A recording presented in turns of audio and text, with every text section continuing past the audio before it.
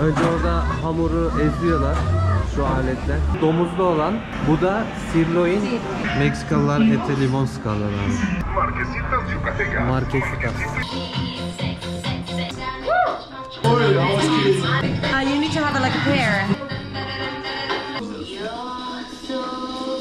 Yani San Cristobal'de de işte tortilla yapıyorlar. Guatemala'da da yapıyorlar aynısı. Bilmediğin yerde kaybolacaksın abi. Hiç böyle plansız, programsız, rotasız. Polis çöplüktür yazıyor. Burada bir mahalle var. Mahallenin kapısı var. Kapıyı kilitlemişler.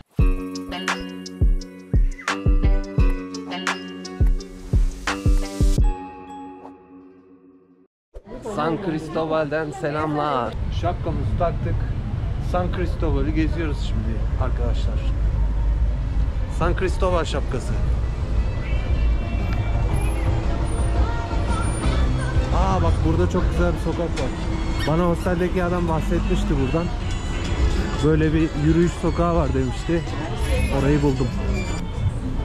Akşamları burası acayip kalabalık oluyormuş. Bak herkes dışarıya çıktı. Araçlar da yollarda. Manavımız var, fırınımız var. Her tarafta böyle pizzacılar, restoranlar, butikler.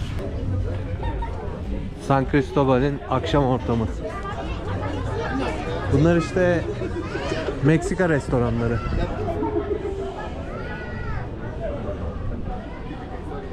Bunlar da tipik Guatemala kıyafetleri. Burası Guatemala'ya çok yakın olduğu için.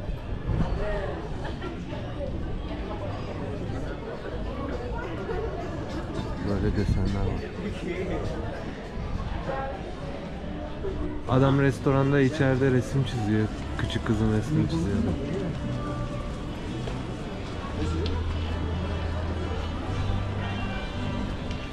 Artık yavaş yavaş hava kararmaya başlıyor. İşte hediyelik eşya satan yerler var. Çok güzel dekorasyonlar, çok güzel renkler. Binaların mimarisi zaten çok hoşuma gitti. Çok estetik bir şehir, bayıldım. Ama asıl San Cristobal'in en önemli tarafı doğası diye geldim ben. Mimari çünkü aynısı Oaxaca'da da var. Ama buranın doğası muhteşem. Burada işte kanyonlar var, nehir, dağlar, ormanlar, çok güzel manzaralar var burada. Ama şehir de yani efsane çıktı.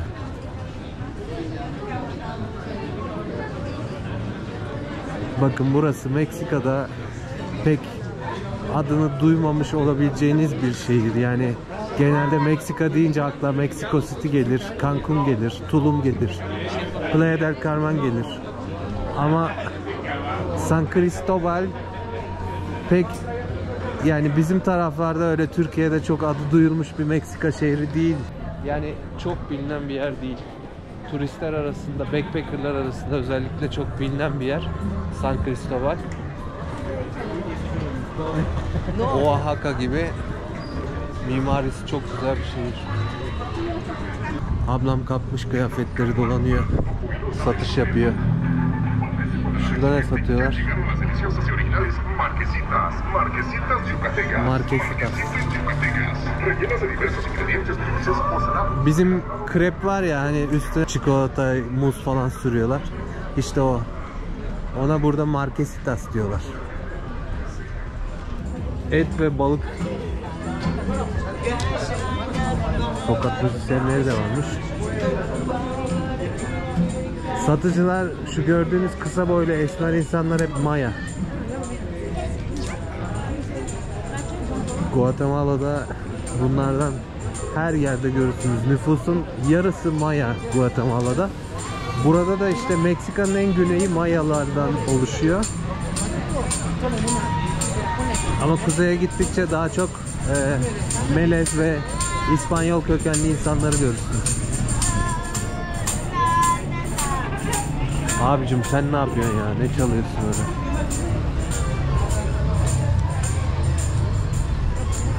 Oo, sokak devam ediyor hala. Günün spesiyeli margaritaymış. Maradona.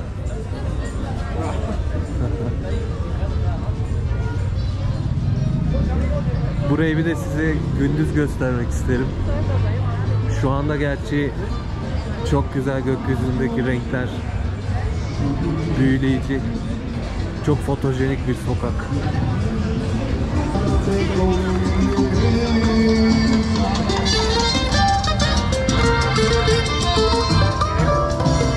Bu kadar cıvıl cıvıl yerler beklemiyordum ya. Ben burayı çok küçük bir kasaba olarak bekliyordum. Bayağı bir turistikmiş yalnız. Zaten otobüste buraya gelirken otobüsün herhalde yarısı falan turisti ya. Oaxaca'da da zaten çok turist vardı. Mexico City'de o kadar çok turist yoktu. Yani çok büyük şehir olduğu için herhalde turistler çok dağılmıştır etrafa. Oaxaca'da çok yoğun turist gördüm ve burada da çok yoğun görüyorum şu anda. Takocu. Bu takocular genelde işte böyle bir döner tarzı bir et takıyorlar. Onun sebebi de takoyu buraya getirenler öğrendiğim kadarıyla Lübnan'dan gelen Osmanlı vatandaşlarıymış ama daha çok Hristiyan olanlarmış. Bana bunu Pablo anlatmıştı. Ve onların getirdiği yemek işte burada taco olarak daha sonra adlandırılmış. Çünkü o döner gibi olan şey domuz etinden yapılıyor. Hatta onu sormuştum. Ya dedim, Lübnan'da domuz eti mi yiyorlar dedim. O da dedi Hristiyan olanları demişti. Lübnan'ın yarısı Hristiyan, yarısı Müslümandır. O yüzden buraya daha çok Hristiyanlar gelmiş ve çok güzel de adapte olmuşlar. Çünkü Meksikalılar da Hristiyan olduğu için zorluk çekmemişler. Kilise çanları çalıyor. Meydana geldim abi.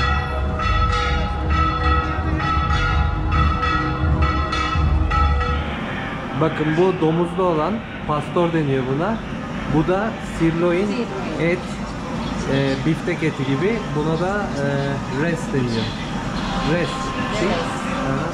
Bu taco de res, taco de pastor. Şimdi ben sirloin söyledim. Birazdan sirloinimi yiyeceğim. Bu arada burada da dizi izliyorlar. Ama dizinin adı La Rosa, Meksika dizisi.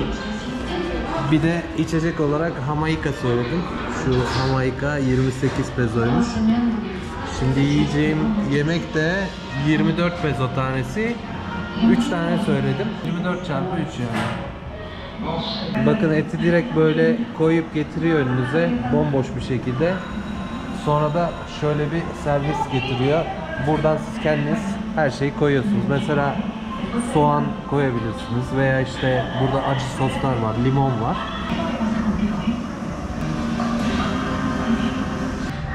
Meksikalılar ete limon sıkarlar abi.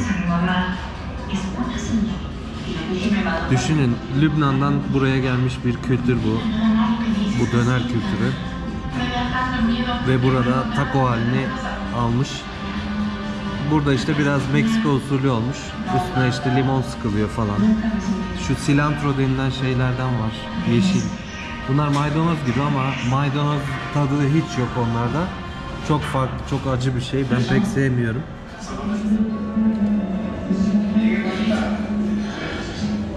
Meksika dizisi izleyerek taco yiyorum.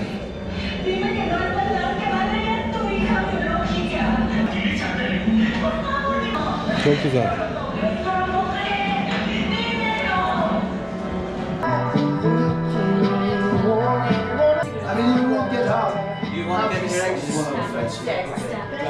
I mean, looks obvious, no? Yeah. That is the no, my friend. I think it should have been more clear. Yeah, it looks like you're really AVP.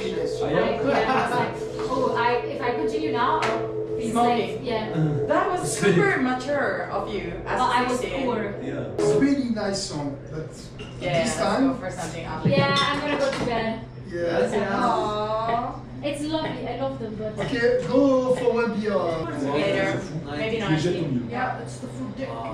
Ok. Non, mais c'est tout le monde en même temps. Tu jettes tout ce que t'as dans le cœur. Et après, chacun son tour à bêcher. Toi, tu vas bêcher chez moi. Moi, je sais pas. Chacun son tour à bêcher. Et du coup, tu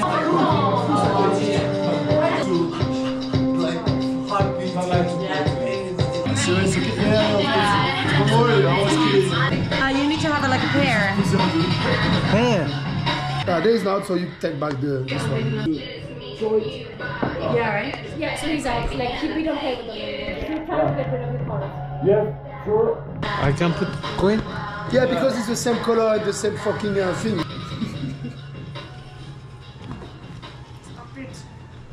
Sticky. So then you have to take a card from my. And if you get a double of the same color, you can throw it. Well played. Well played. Watch how you do it. You're good at this game. First class. Oh.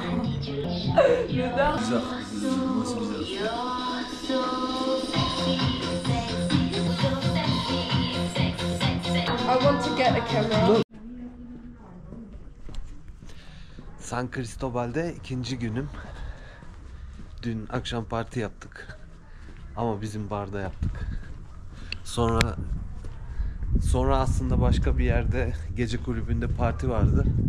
Ama ben çok sevmiyorum öyle gece kulüplerini falan. O tür partileri pek sevmiyorum. O yüzden gitmedim. Çok az gidiyorum öyle yerlere. Ama gittiğim zaman da işte videoya çektiğim için insanlar zannediyor ki ben hep böyle yaşıyorum. Hayat hep böyle geçiyor benim için. Alakası yok abi.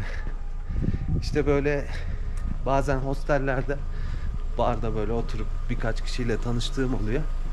Onun dışında çok öyle eğlenceli, bangır bangır müzik, çok kalabalık yerleri pek sevmiyorum.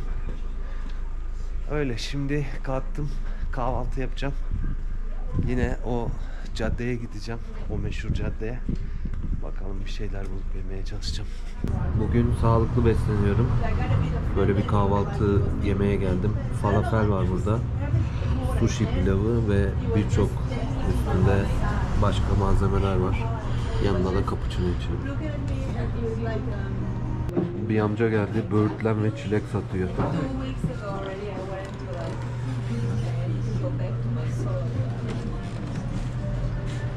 Kahvaltımı yaptım. Amcadan da böğürtleni aldım. Video editleyeceğim hostelde. San Cristobal'de kaldığım hostelde bugün itibariyle odamı değiştirdim. Daha doğrusu dorma geçtim, yani yatakhaneye. Şu üst yatak benimkisi. Burası böyle 2, 4, 6 kişilik bir oda. Şunlar boş. Evet, burada kalacağım. Arkadaşlar birazcık dağınıklar ama olsun, güzel. Havadar, güneşli, terasta. Ve de dolabım var. Bir hostelde en önem verdiğim şey şu: dolap. Çünkü bazı hostellerde dolap bozuk oluyor, kilidi olmuyor. Ne bileyim, zaten benim kendi kilidim var da. Yani bazı hostellerde hiç dolap olmuyor falan. Bazılarında açıklamada diyor bizde dolap var diyor ama dolap olmuyor falan. O zaman abi ne yapıyorsun?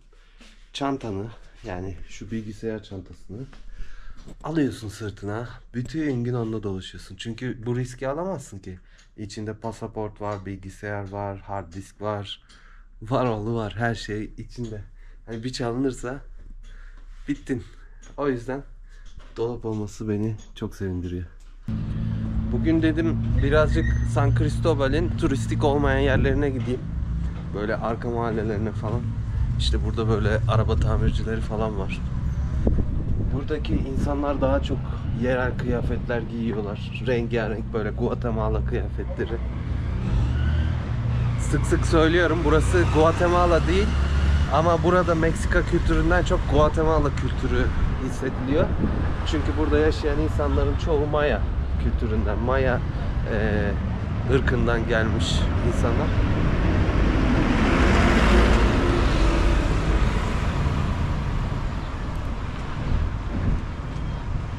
Bakın böyle işte kovboy şapkalı amcalar geçiyor. Bunlar hep tortilla yerler böyle.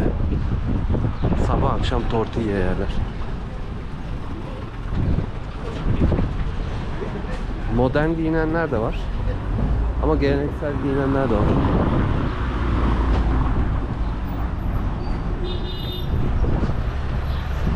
Sık sık karşıma konfeksiyoncu çıkıyor ya. Burası da işte şehrin artık bittiği yer. En sonu. San Cristobal'in sonuna geldim. Dağ başlıyor bundan sonra. Burası küçük bir market. Artık burası tamamen şehrin en sonları. Burada hiç turist yok.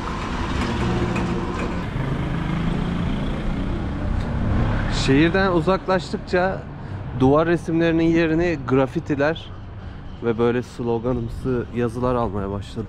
Pazar yeri buldum. Çok güzel bir pazara denk geldim ya.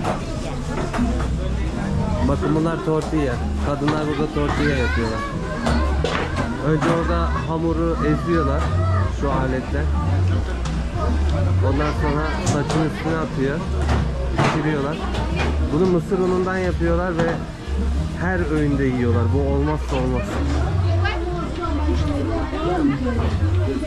Burada meyveler satıyorlar. Vay be, en son böyle bir pazara Guatemala'da yırtık pantolon ve Koreli yengeyle gitmiştik. Chichicastenango isimli şehirdeydi. Orası dünyanın en büyük Maya pazarına sahip.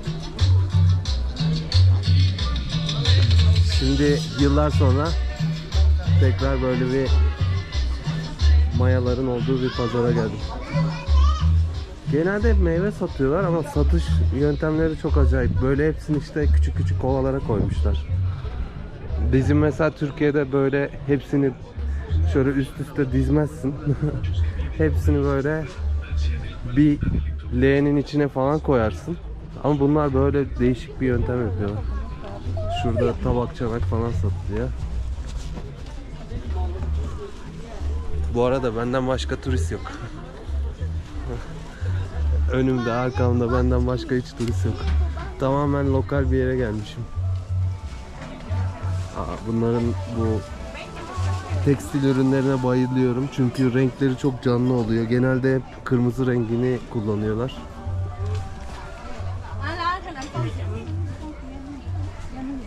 Genelde işte meyve satıyorlar. Böyle üst üste diziyorlar. Ulan bunlar yıkılmıyor mu ya? Teyzem fasulye ayıklıyor orada. Görüyorsunuz işte genelde insanlar böyle geleneksel kıyafetlerle takılıyorlar. Bazıları böyle bu amca gibi modern kıyafetle takılıyor. Etler dışarıda. Buzdolabına et koyma diye bir olay yok böyle Güney Amerika'nın çoğu yerinde. Afrika'daki gibi. Bu ne pişiriyor ya?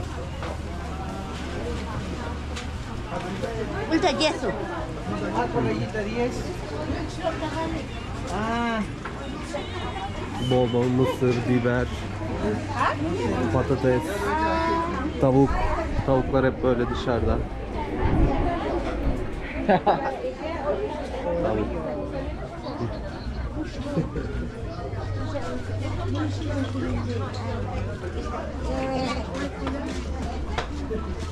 Sandviçler, avokadolar.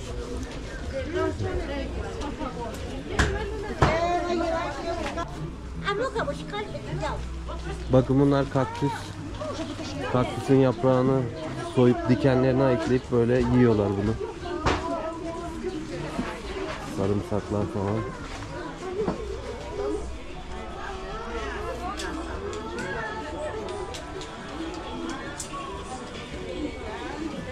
Temizlik ürünleri.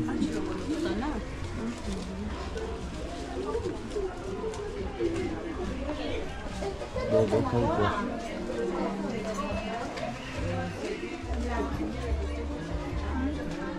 Elektronik ürünler.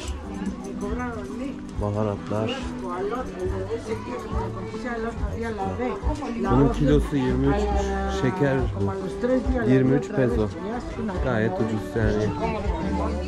1-2 dolar falan yapıyor. Çok dar bir yer. Küçücük bir sokak.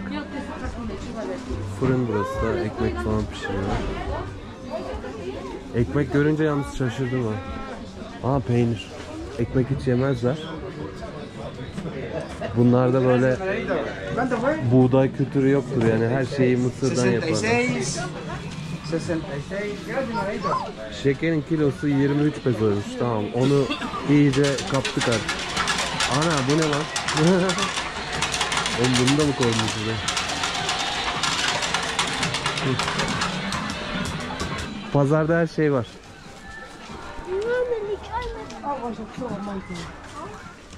Bak, giyim, kuşam, Atari salonu, şampuan, deterjanlar, tuvalet kağıdı. Aa, burası et satıyor. Genelde tavuk satıyorlar ama burası et de satıyor.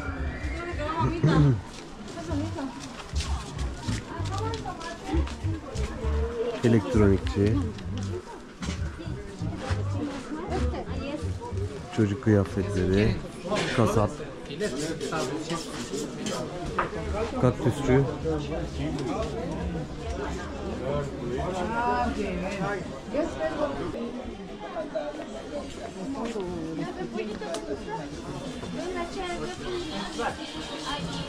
Burası Meksika'nın küçük bir dağ köyü olduğu için işte tam olarak yani o kültürü yansıtabiliyor, burada görebiliyorsunuz.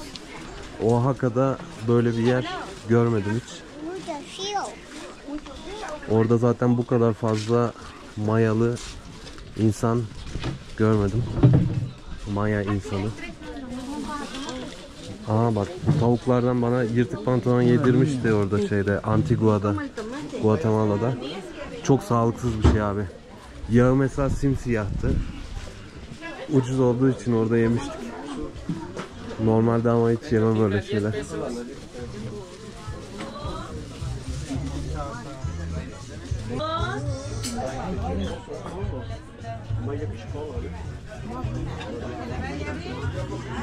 Aa, papaya.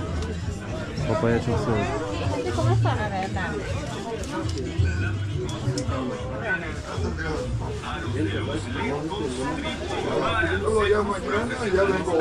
Abi git bitmiyor ve bayağı bir çeşit ürünler var yani.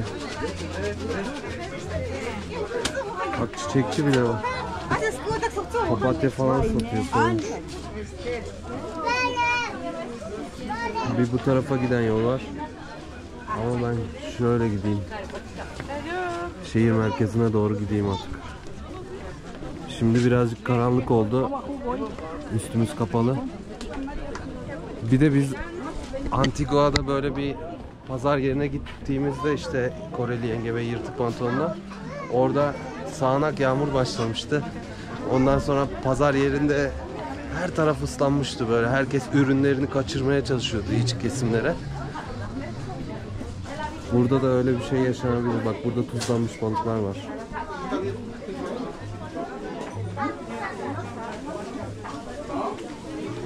Balık koktu. Çiçekçi. Buradan da bak, başka bir yol gidiyor. Bayağı büyükmüş ya. Ben nasıl hiç duymamışım. Hosteldekiler hiç söylemiyorlar ha. Zaten buraya gelen turist yok. Bak, görüyorsunuz. Hiç bir tane bile turist gördünüz mü?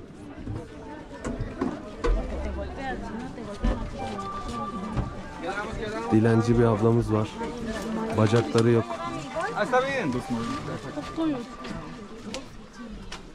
Bir pazar yerinde görebileceğiniz her şey var işte. İç çamaşırından tut, meyve, sebze, kıyafet, her şey var. Nasıl buldunuz bu insanların giyim kuşamlarını arkadaşlar? Ben çok seviyorum bu kültürü, bu insanları. Rengarenkler ya. Yani dünyada gördüğüm herhalde en renkli kültür Maya kültürüdür. O kadar çeşit renklerde böyle kıyafetler giyiyorlar ki ve hepsi böyle cıvıl cıvıl, rengarenk o kıyafetlerle dolaşıyorlar sürekli. En çok da mesela kırmızı rengi çok seviyorlar. Onu çok tercih ediyorlar. Yani düz bir renkle sokağa çıkamıyorlar hiç. Her zaman çeşit çeşit böyle renkler oluyor üstündeki kıyafetlerde.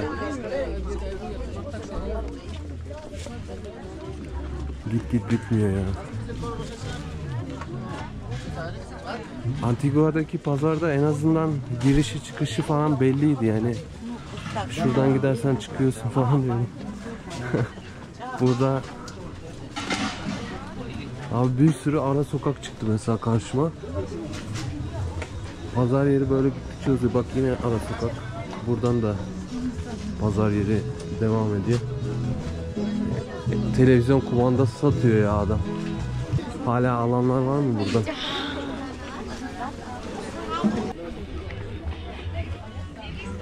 Bu arada burada sabah saatleri 11:30 falan öğlene doğru geliyor. Ben hala kahvaltı yapmadım. Aa bak turist de varmış. Turistler çıkmaya başladı. Ama İspanyolca konuşan turistler yani Meksikalı da olabilir, Kolombiyalı falan da olabilirler.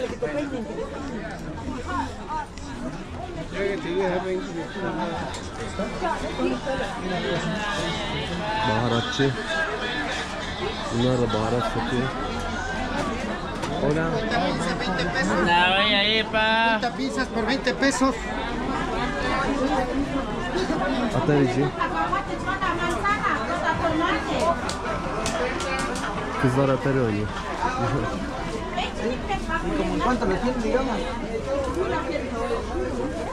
Heh, tamam pazar yerinin sonuna geldik. Evet buradan çıkılıyor.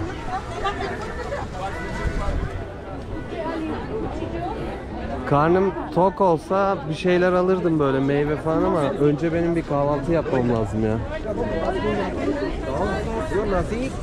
Çilekler, böğürtlenler. Dün böğürtlen almıştım bir yerli amcadan. Kovayla getirmişti, tarttı böyle. O da çok iyi çıkmadı ya. Okul çantası satıyor adam. Buradan minibüsler gidiyor. Burası komple minibüs dolu ha. Şurası. Şöyle yukarıya gidelim ya.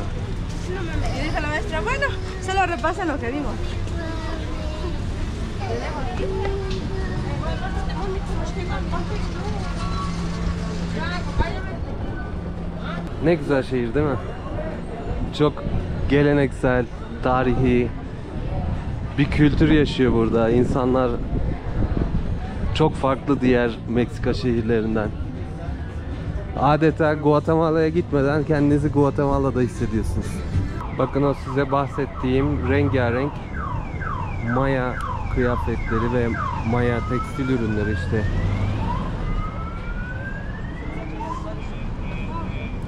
Şu renklere ben bayılıyorum ya. Mayaların bu rengarenk boyalarına, kıyafetlerine. Hani bu kadar renkli başka herhalde bir Hindistan olabilir.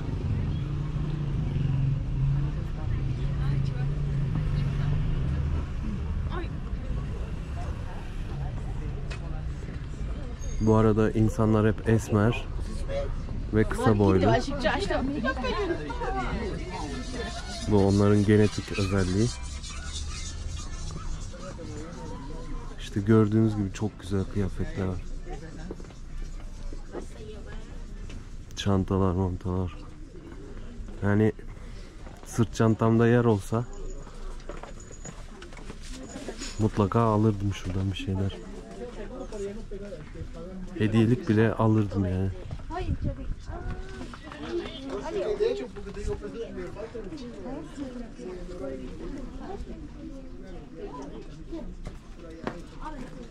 Abi şu renklerin güzelliğine bak ya.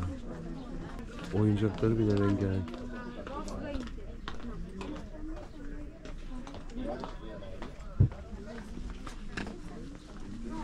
Turistler var burada da. Burası bir kilisenin önü. Buraya da bir böyle kıyafet pazarı kurmuşlar. Bakın böyle tarihi bir kilise var.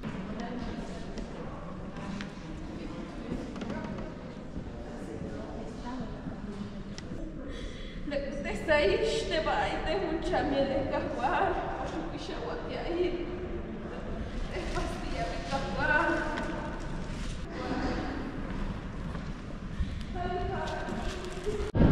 Burası adeta Guatemala'ya gidemeyenler için, Meksika'da kalanlar için küçük bir Guatemala turu gibi. Yani orada görebileceğiniz tipleri, orada görebileceğiniz kıyafetleri, ürünleri, yemekleri burada fazlasıyla görüyorsunuz. Yani San Cristobal'de de işte tortilla yapıyorlar, Guatemala'da da yapıyorlar aynısı. Burada da rengarenk kıyafetler var, orada da var.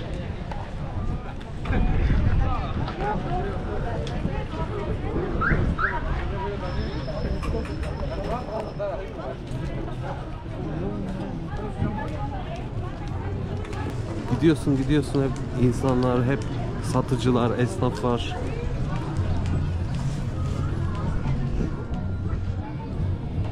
Plaza Tepito. Tepito arkadaşlar, Meksiko City'nin en tehlikeli mahallesi. Hatta benim kaldığım hostel Tepito'ya çok yakındı. Orada bir kartel var ve o Meksika'nın en güçlü 4-5 kartelinden bir tanesi.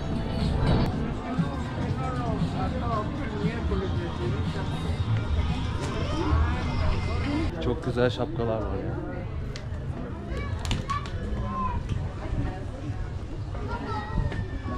Buranın şapkalarına bayılıyorum.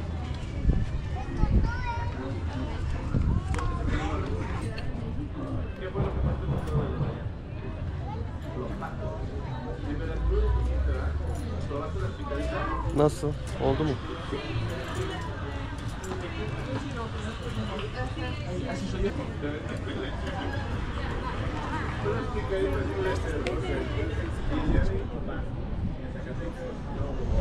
Hala kahvaltı yapacak yer bulamadım.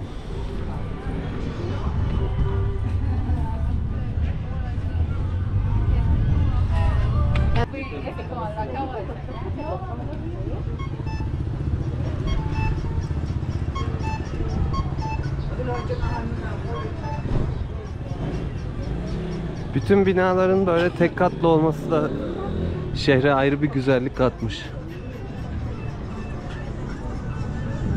Bazıları böyle 2 katlı ama böyle çok yüksek binalar yok.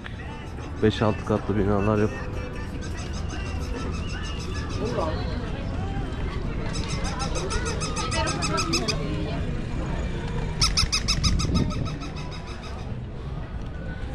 Ne kadar çok oyuncak satan yer var ya.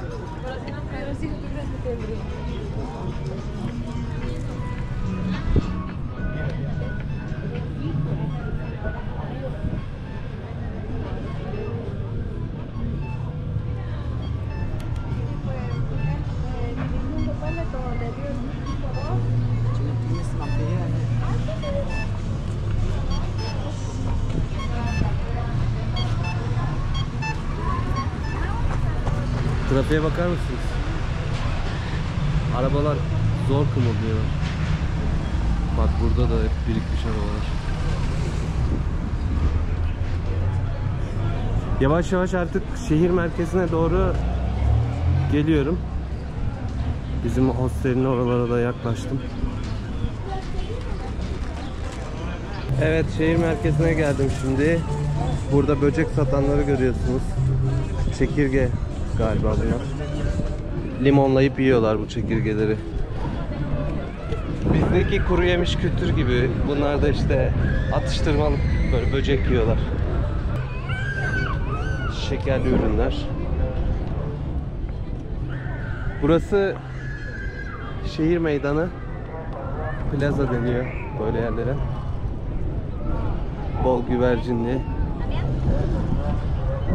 esnaflı, kiliseli, bildiğiniz Latin Amerika şehir meydanlarından bir tanesi. Hep böyle çocuklar için ürünler, oyuncaklar, balonlar falan. Şimdi bayağı büyük bir sıraya denk geldim. Bu ne sırası acaba ya? Şuraya bakın. Şehir meydanında Sadece yerlilerin bulunduğu bir, Mayaların bulunduğu bir sıra. Bu da amcam dondurma satıyor burada. Torta satıyor. Sıraya bakar mısınız ya? Ha, banka. Banco Azteca yazıyor. Bunlar da içecek satıyorlar. Ya gördüğünüz gibi bu insanlar çok masum, çok zararsız. Hiçbirisi demiyor hop beni çekme, niye çekiyorsun falan demiyor. O yüzden Mayaları çok seviyorum ya. Çok tatlı insanlar. Evet, kahvaltımı yapmaya geldim. Böyle bir yumurta söyledim. Meyve tabağı. Burada tortilla ekmekleri ve orada da soslar ve sınırsız kahve varmış. Kahvaltı toplam 135 peso tuttu. O da 7 dolar 90 sent yapıyor. Yine de pek ucuz sayılmaz. Ama maalesef artık ucuza pek bir şey kalmadı ya. Nereye gidersen git. Yani bir öğün yemek aşağı yukarı 10 dolar tutuyor. Ucuz ülkede bile olsan aşağı yukarı 10 dolar ödüyorsun bir öğün yemeğe. Yani Türkiye'de de herhalde öyledir. 10 dolar dediğin yani yaklaşık 300 lira civarı bir şey yapıyor şu anda. Yani bir öğün yemek işte 10 dolar artık. Her yerde aynı. Bu sefer şehrin iyice dışlarına çıktım. Çok daha uzaklara geldim. Buradaki mahalleler böyle. Şu anda bir ekolojik park varmış. Oraya doğru yürüyorum. Google'dan baktım, haritadan. Şimdi işte böyle bilmediğim yerlerde böyle kayboluyorum. En sevdiğim şeylerden birisi yurt dışında. Bilmediğin yerde kaybolacaksın abi. Hiç böyle plansız, programsız, rotasız. Şu anda onu yaşıyorum. Ama beni korkutan şey şu sokak köpekleri, başıboş sokak köpekleri. Meksika'da bunlar çok var ve hayatımda bir tek Meksika'da bir köpek tarafından ısırıldım. O yüzden birazcık tırsıyorum. Gecekondu semti gibi bir yerlere geldim şimdi. Böyle dağların tepesinde evler. Yalnız inanılmaz bir trafik sorunu varmış buranın. Onu da gördüm. Hani yoruldum taksi tutayım desen daha kötü, facia. Taksiyle gidersen bayağı bir trafiğe sıkışıp kalırsın.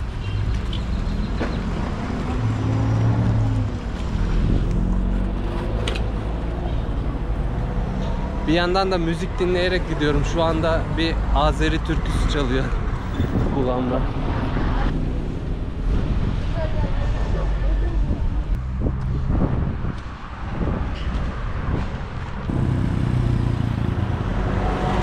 Bakın burada bir Vosvos var. Az ileride yine bir Vosvos var. Acayip Vosvos seviyorlar. Ha, onun karşısında da Vosvos varmış. Biri beyaz, biri kırmızı. Gördüğünüz gibi evler bayağı değişmeye başladı burada artık. Çok gecekondumsu bir yapıya döndü. İşte Vosvoslar. Evsiz bir abimiz orada yatıyor. Etraf çok pis. Hiç turist yok tabi buralarda. Çöp kutusu da yok. Her taraf çöp.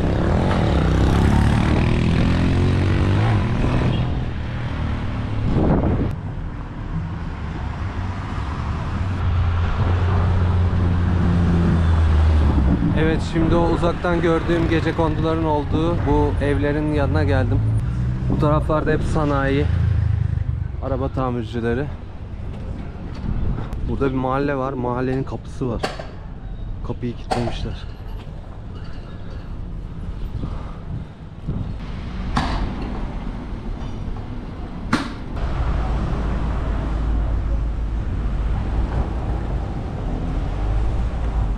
Burada ne yazıyor biliyor musunuz? Polis çöplüktür yazıyor. La Policía es basura. Gecekondu Mahallesi'nin hemen yanından yürümeye devam ediyorum. Mahallemiz böyle.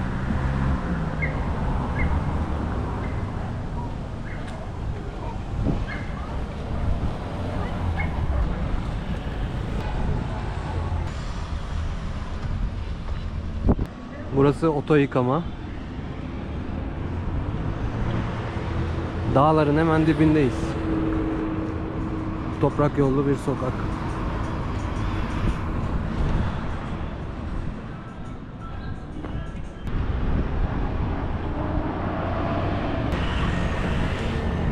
Bugünlük yürüyüşüm bu kadar. Artık hostele geri dönüyorum. Bayağı bir turladım. İnanın bana, herhalde şehrin 1/3'ünü veya yarısını gezmiş olabilirim. Çünkü bir taraftan başladım. En sağ tarafa gittim. Sonra en üste gittim. Sonra da diğer tarafına geldim. Şimdi tekrar şehrin içine girdim. Dümdüz bir şekilde hostele doğru gidiyorum. Az önce o pazar yerini geçtim. Yine bugün gittiğim pazar yerine. Valla bir sürü fakirlik gördüm. Yoksulluk gördüm. Bugün çok fazla öyle kenar mahallelerden geçtim. Bazı insanlar vardı, çok kriminal gibi duruyorlardı ama o birazcık fakirliğin verdiği bir kriminallik. Çünkü fakirsen her şey farklıdır abi. Zenginsen mesela hırsızlık yapsan, kleptomani var onda falan derler. Hırsız demezler yani. Her şeyin kötüsünü fakirlere yakıştırırlar. Zengin ne yaparsa yapsın hiç onu kötülemezler. İşte bugün de fakir mahallelerdeydim. Ama şimdi tekrar turistik yerlere doğru gidiyorum.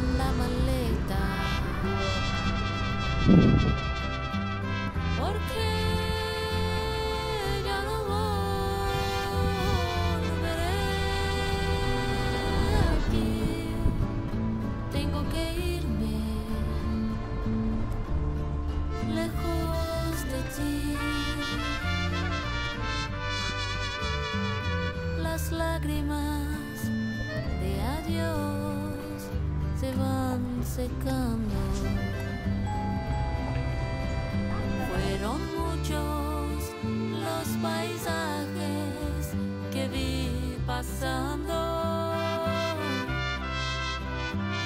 Porque ya no me quedará aquí. Tengo que irme lejos de ti.